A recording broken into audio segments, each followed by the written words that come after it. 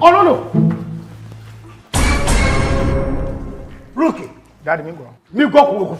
What are you doing here? We are supposed to be in school. Daddy, school don't strike. Us we don't strike. You attend a private school for crying out loud. Yes, Daddy, that's not true. But Scorpion bite our lecturer for neck. So, you know. That Scorpion will kill the lecturer and you.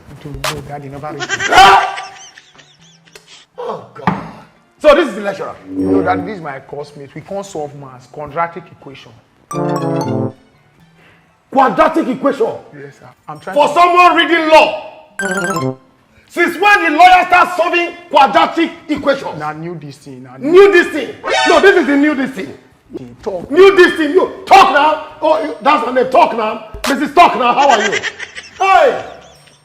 You are playing with discernment. I will disown you. Daddy, never reach like that. I will disown you. You never reach like that. I will disown you. I will not look back. I'm trying to make you proud. That's why I can